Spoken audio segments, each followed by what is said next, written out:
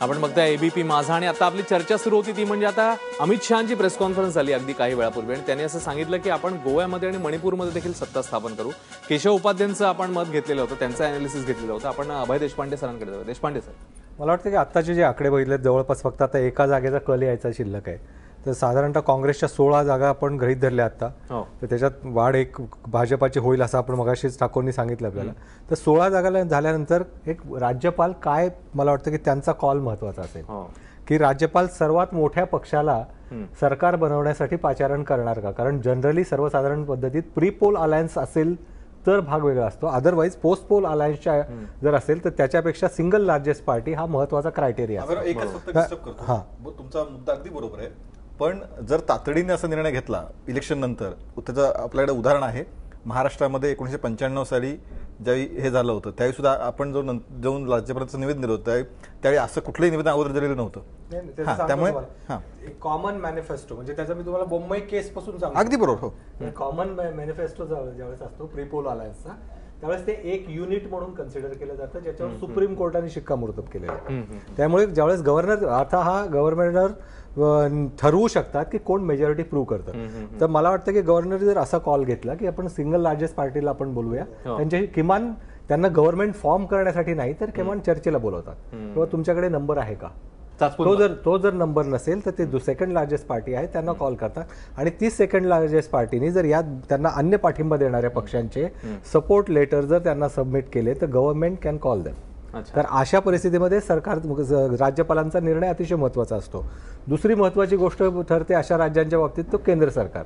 केंद्रात सत्तेवर कुठलं सरकार आहे, साधारणतः त्या पक्षाच्या सरकारला राज्यात पाठिंबा देण्याकडे छोट्या पक्षांचा कल असतो. तर इथे भूमिका ती होऊ शकते. इतर मध्ये जो MGP आहे तो भाजपाचा जुना मित्र आहे, त्यांनी आधीच इंडिकेशन दिलेले आहेत की ते भाजपाबरोबर जाऊ शकतात. अशा परिस्थिती मला वाटतं की भाजपाला इक्वल चान्स आहे. फक्त आता गव्हर्नर काय कॉल घेतात आणि सगळ्यात मोठं म्हणजे प्रोग्रेसिव्ह फ्रंट जो एक महत्त्वाचा घटक असणार आहे ते काय भूमिका घेतात हे महत्त्वाचं आहे. कारण राष्ट्रवादीचा 1, प्रोग्रेसिव्ह फ्रंटचे 3, हे 4 असं जर केलं तर मला वाटतं की त्यांनी जर काँग्रेसला पाठिंबा दिला तर त्यांचे 20 होतील, पण त्याच्यात तो महत्त्वाचा घटक राहील तो प्रोग्रेसिव्ह फ्रंट. राष्ट्रवादी जाणार काँग्रेस बरोबर, ते तर जातील ना भाजप बरोबर. त्यांची म्हणजे आता तिकडे म्हणजे एकूण राष्ट्रीय राजकारण सगळा विचार केला तर पाठिंबा द्यायची घाई नाहीत करणार ते, वेळ आली तर जातील. पण आज तरी ते काँग्रेस जर सत्तेजवळ जाऊ शकत असेल तर ते मला वाटतं की काँग्रेस बरोबर जाणं जास्ती पसंत करतील. ठीक आहे, आपण राजू वाघमारेंकडे येऊया. राजू वाघमारे, पहिलं मत त्यांनी जे मांडलं त्याच्यामध्ये सिंगल लार्जेस्ट पार्टी म्हणून तुम्हाला प्रयत्न करायला लागतील किंवा किंबहुना तुम्ही तसे करणार आहात का? पण दुसरं मत जे आहे ते थोडंसं तुम्हाला टेन्शन देणार आहे, तुम्ही काय म्हणाल? नाही, कसं आहे की या संपूर्ण प्रोसेसमध्ये भाजपा पूर्ण कॉन्फिडंट आहे, ते म्हणतात की आमचीच सत्ता येणार आहे. तुम्ही काय म्हणता? कसं आहे की राज्यपाल जे लोकशाहीचे संकेत आहेत घटनेच्या नियमाप्रमाणे आणि या सगळ्या गोष्टीप्रमाणे सिंगल लार्जेस्ट पार्टीला सुरुवातीला बोलवणार आणि सिंगल लार्जेस्ट पार्टी जर आमच्या पक्षाचं बहुमत आहे गोव्यामध्ये तर नक्कीच ते आम्हाला बोलवतील. प्रश्न आहे की ज्या म्हणजे प्रोग्रेसिव्ह अलायन्स आणि NCPचं जर आपण म्हणालात तर NCP आणि आमचं ज्या महाराष्ट्रामध्ये NCP सगळ्यात जास्त प्रमाणात आहे तिकडेच आम्ही एकत्र आहोत, त्याच्यामुळे गोव्यात नक्कीच आम्ही एकत्र राहू, याच्याबद्दल वाद नाही. प्रोग्रेसिव्ह फ्रंट जे आहे ते आमच्या काँग्रेसचेच लोक आहेत आणि ते BJPच्या विरोधात पहिल्यापासून होते, त्यांनी स्वतःचा पक्ष टाकला, ते आमच्या बरोबर यायला तयार आहेत. आणि जेवढ्या कॉन्फिडेंटली आपण म्हणतोय की गोवा ह्या पक्षाचं की जे निवडणुकीच्या तोंडावर BJP पासून वेगळे झाले आणि आता जी मॅन्डेट त्यांना दिलेली आहे ती BJP पासून वेगळे झाल्यामुळे दिलेली आहे, तर ते कितपत BJP बरोबर जातील याच्यामध्ये पण शंका आहे.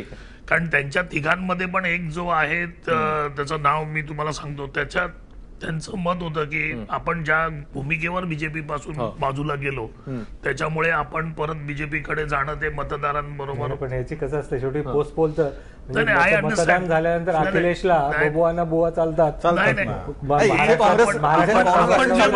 आपण जे म्हणतात त्याच्यात वाद नाही, पण NCP आणि आमचे प्रोग्रेसिव्ह फ्रंटचे जर तिघे जण आपण जर पकडले तर त्याच्यावर गोव्यामध्ये सत्ता स्थापन करू शकतो आम्ही, हा एक मुद्दा झाला. आणि मगाशी उपाध्ये जे म्हणत होते की संपूर्ण या म्हणजे जर आपण पूर्ण भारतात बघितलं तर ज्या ज्या ठिकाणी म्हणजे काँग्रेसचं प्रमाण कमी झालेलं आहे, फक्त 2-3 राज्य आहेत वगैरे. कसं आहे की राजकारणामध्ये चढ उतार होत असतो.